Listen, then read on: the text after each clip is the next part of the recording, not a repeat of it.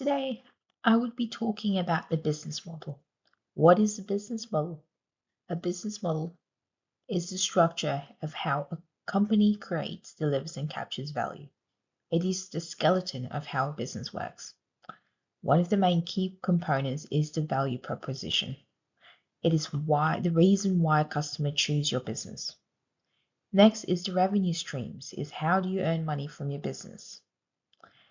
And then you have to look at the cost structure. How much does it cost to operate and run the business? Last but not least, you have your competitive advantage. What makes your business unique? Why do entrepreneurs need business models? They need to know how profitable the business is going to be so that they can identify the different type of risks before they even start the business. This is to make sure that the business succeeds and it minimizes the chances of it failing.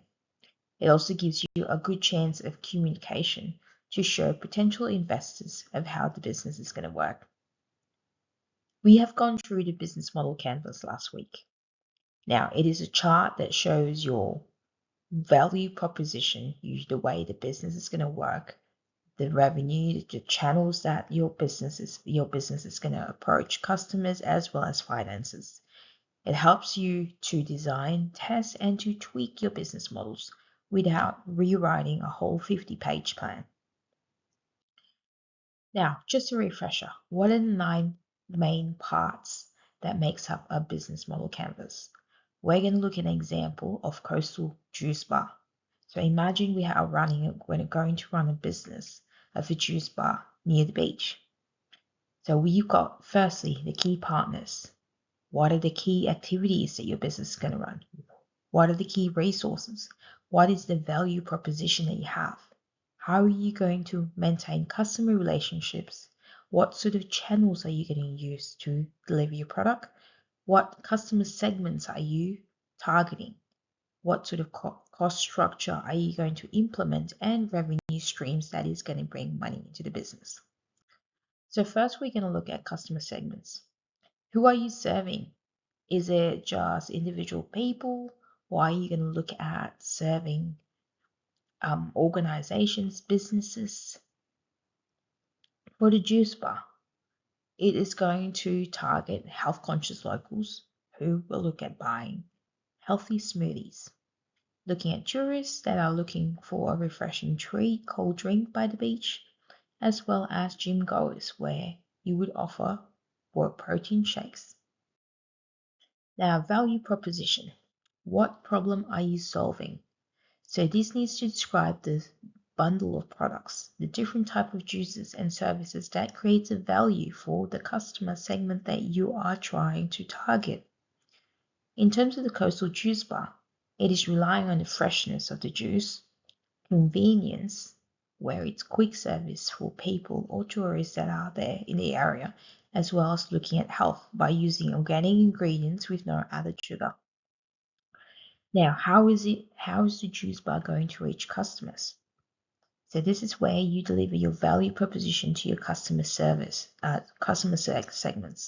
So in terms of Coastal Juice Bar, this would be a physical store where the customer will walk in and buy the juice. It could also be through delivery apps such as Uber Eats or DoorDash for local orders, or through social media showing new drinks and releasing marketing.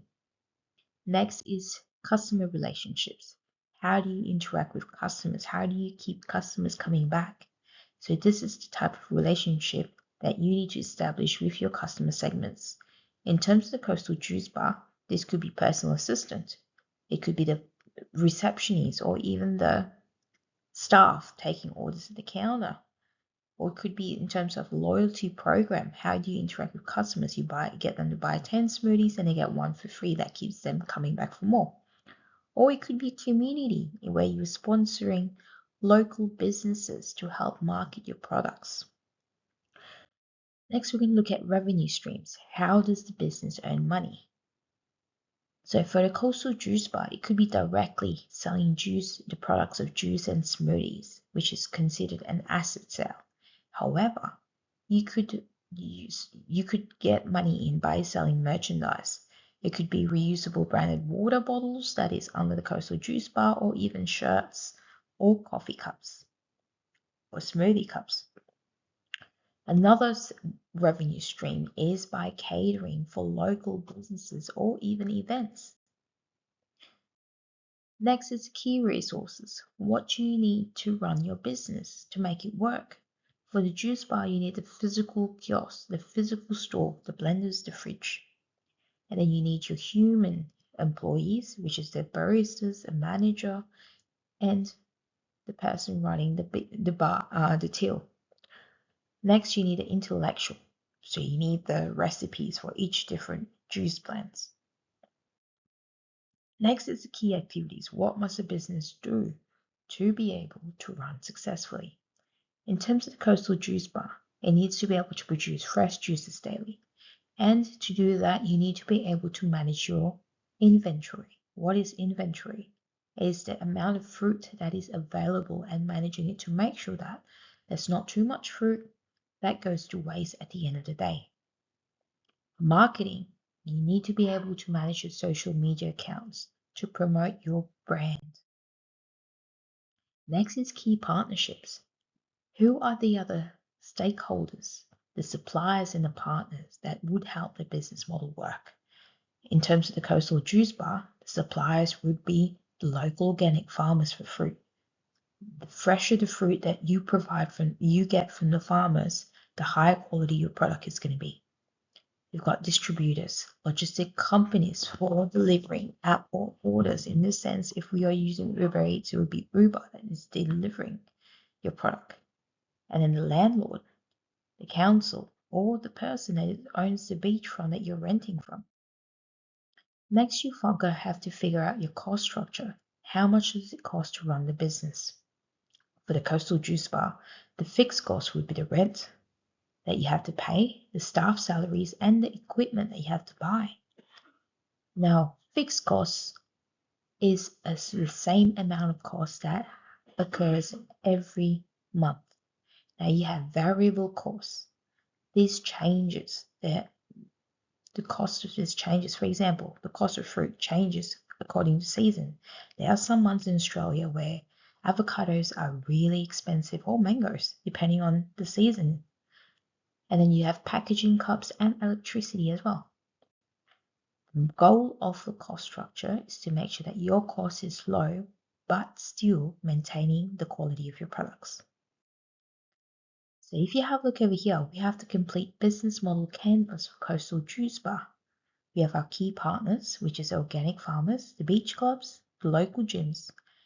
And we have, for the key activities, we have juice pressing and fruit sourcing. For key resources, we have the beach prime location and the producers. For value proposition, we have the organic juice, the eco packaging, and the beach service. Customer relationship, we've got loyalty cards and social media to build the brand. For the channels, we've got a juice stand, an Instagram shop, or even Uber delivery.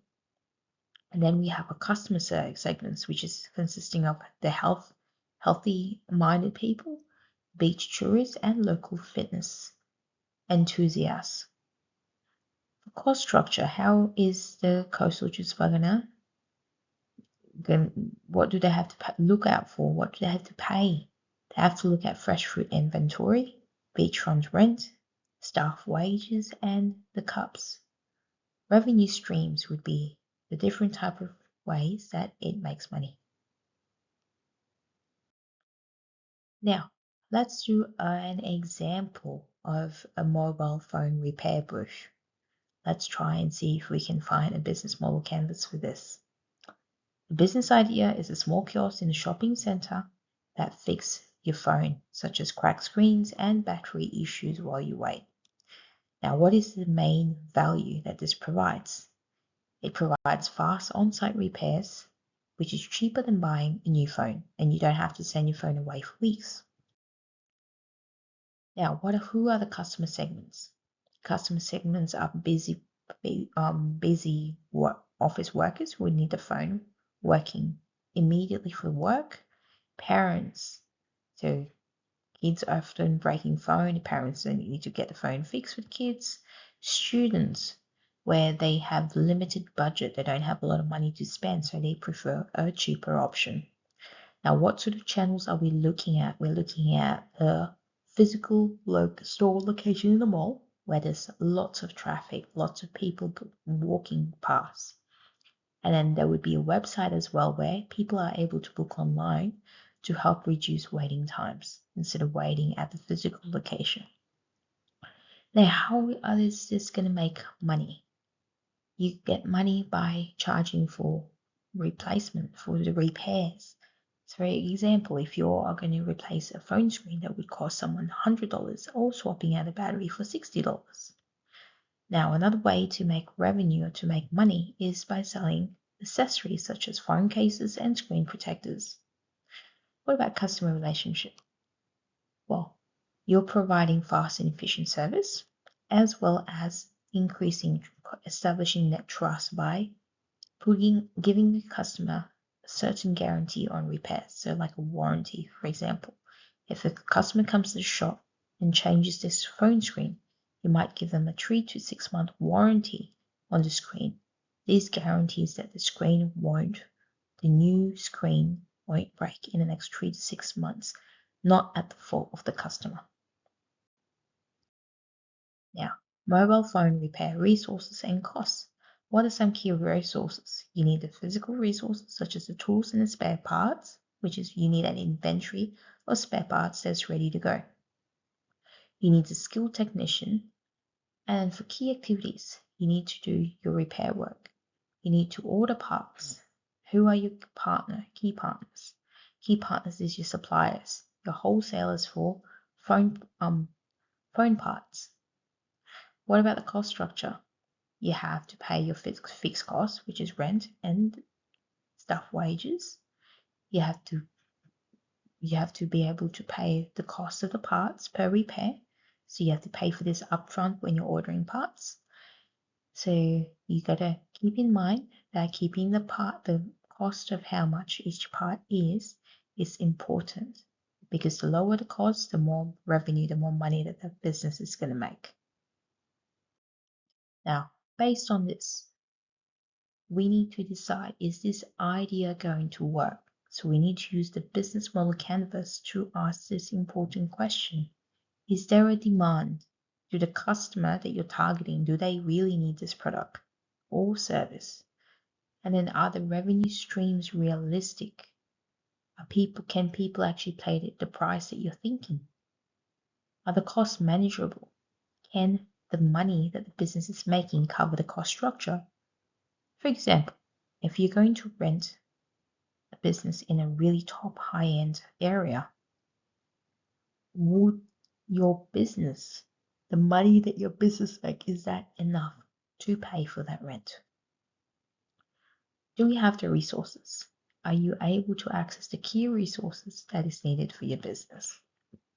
So keep in mind that the business model canvas is something that you would need for your assessment. So make sure that you are on top of this and you are able to use this to determine if it is suitable for the business to work.